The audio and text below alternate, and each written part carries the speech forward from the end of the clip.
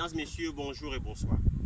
Très chers compatriotes, Gabonais et Gabonaises, fils de la patrie, je suis très heureux aujourd'hui, en ce jour, de m'adresser avec vous, avec un cœur ouvert et ponctué par la grâce qui m'est réservée, de m'adresser en vous en ces simples mots. Depuis plusieurs années, depuis plusieurs mois déjà, je suis avec toutes les personnes qui sont engagées dans notre pays pour le combat politique, pour la liberté d'expression et pour une démocratie plus souveraine, pour un état de droit réservé à la diplomatie et aux affaires qui concernent tout le peuple gabonais.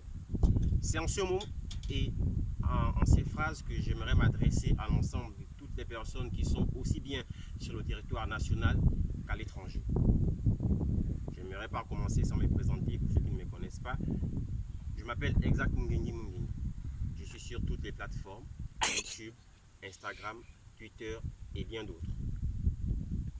Mesdames et messieurs, très chers compatriotes, il est important aujourd'hui de nous pencher sur la situation politique, qui est une situation d'envergure et qui aujourd'hui crame le chaos au cœur de la société gabonaise. L'arrestation primordiale de notre Premier ministre Alain-Claude Bilibizé est un chaos politique qui entache l'ensemble emblématique de nos coutumes, de nos traditions et qui dérobe les racines de notre politique, de notre souveraineté nationale. À l'heure actuelle, notre pays, le Gabon, traverse une crise politique grave qui devrait être enregistrée dans les annales les plus empiriques de l'histoire politique africaine. Donc c'est avec un cœur rempli de joie, avec un cœur ponctué d'expérience, que je m'en vais en ces simples mots m'adresser au gouvernement de la République gabonaise, au président de la République et à toutes les institutions capables d'entendre cela.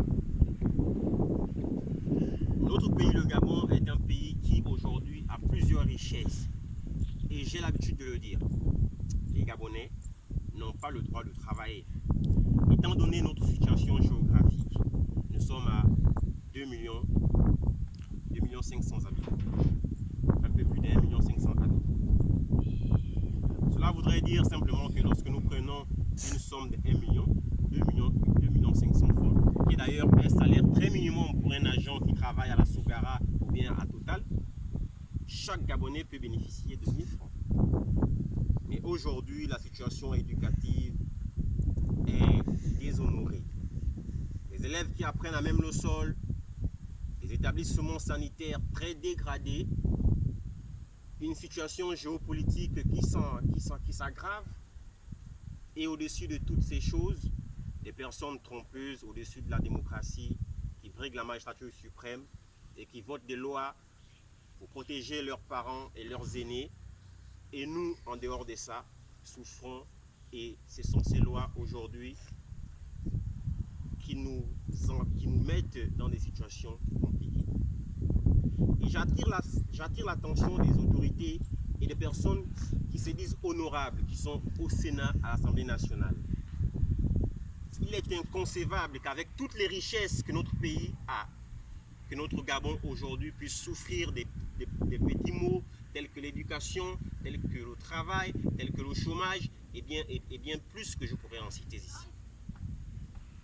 Je rappelle et je signale, avec toute l'attention qui m'est réservée, que le salaire minimum d'un simple ministre peut nourrir toute la population gabonaise en une journée, puisque le panier de la ménagère est très faible aujourd'hui.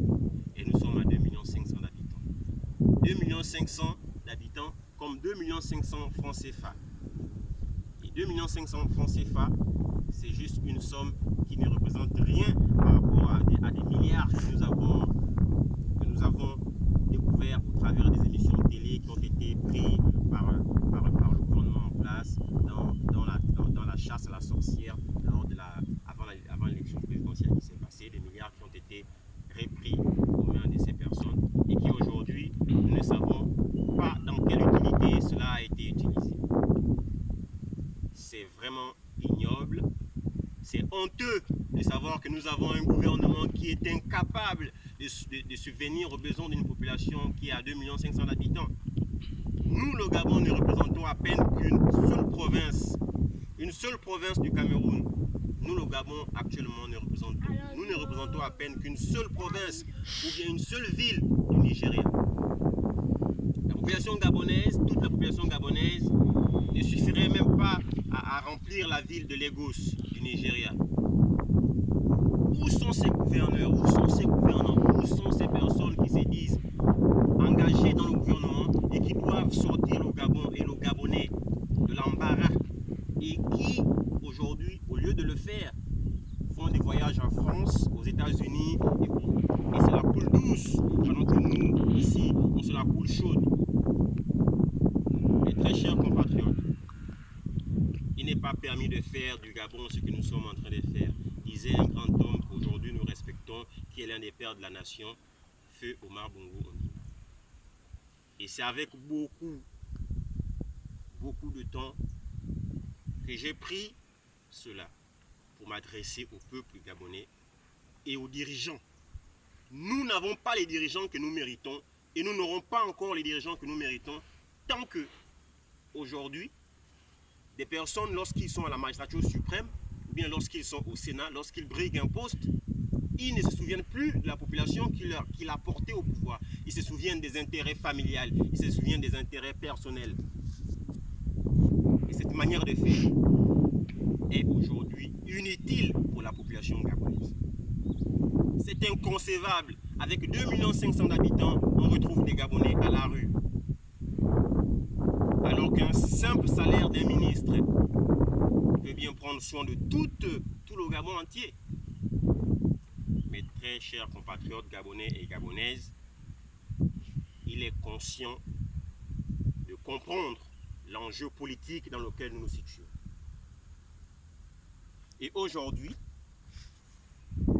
j'ai trouvé utile de m'adresser, et puisque je suis en train de terminer cette vidéo, très chers compatriotes,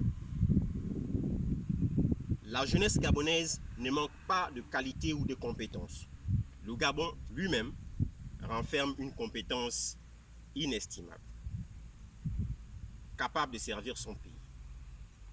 Et ceux-là qui ne sont pas capables de servir le pays, prière de vouloir démissionner, de laisser les postes libres pour les Gabonais qui sont capables d'exercer des postes pour subvenir aux besoins des Gabonais.